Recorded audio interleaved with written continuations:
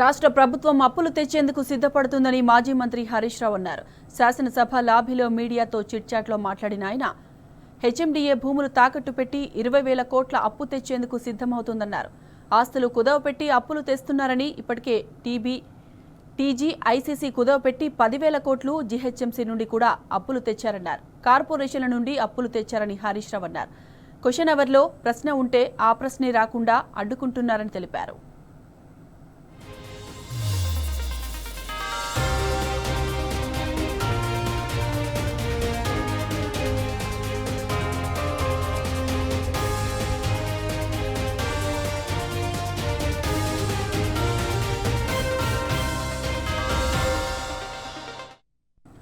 అసెంబ్లీలో మా సభ్యుల ప్రశ్నలకు సరైన సమాధానాలే రావడం లేదన్నారు హరీష్ రావు. కాంగ్రెస్ ప్రభుత్వం వచ్చిన తర్వాత జీవోలు సైట్లో పెట్టడం లేదన్నారు.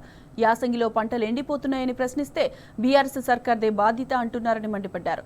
మరీ దేవాదుల కింద 100 ఎకరాల్లో పంట ఎండిపోయిందని, ప్రభుత్వ నిర్లక్ష్యానికి ఇవాళ ప్రాజెక్టులో నీళ్లు లేవన్నారు. నీళ్లు ఎత్తిపోయాక లక్షల ఎకరాల్లో పంటలు ఎండిపోయాయన్నారు. 53 లక్షల మెట్రిక్ టన్నుల వరి ధాన్యం కొన్నామని చెప్తున్నారని, బీఆర్ఎస్ హయాంలో 74 లక్షల మెట్రిక్ టన్నుల వరి ధాన్యం కొన్నామన్నారు. వరి కొనుగోళ్లు, సన్న వరి ధాన్యం, రైతు భరోసా అన్నింటిలో ప్రభుత్వం వైఫల్యం చెందుతుందన్నారు.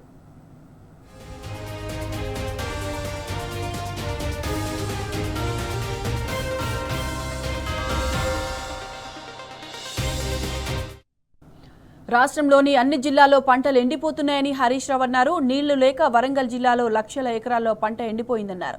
పాలమూరు జిల్లాలో పంటలు ఎండుతున్నాయని, మల్లన్న సాగర్లో నీళ్లు ఉండి పంటలకు నీళ్లు ఇవ్వడం లేదన్నారు. ఇక రుణమాఫీ పూర్తి స్థాయిలో జరగనే లేదన్నారు హరీష్ రావు.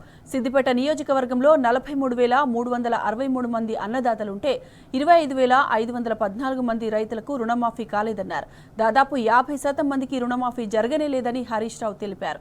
రుణమాఫీ చేశామని సీఎం, మంత్రులు పదే పదే చెప్తున్నారని, ఎక్కడైందని ప్రశ్నించారు. నిజామాబాద్ జిల్లాలో రుణమాఫీ పరిస్థితి మరింత దారుణంగా ఉందన్నారు.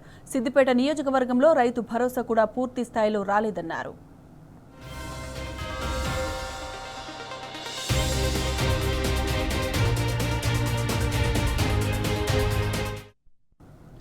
శాసనసభ పనితీరుపై హరీష్ రావు తీవ్ర స్థాయిలో మండిపడ్డారు. ఇవాళ క్వశ్చన్ అవర్ క్యాన్సిల్ చేయాల్సిన అవసరం ఏమొచ్చిందన్నారు.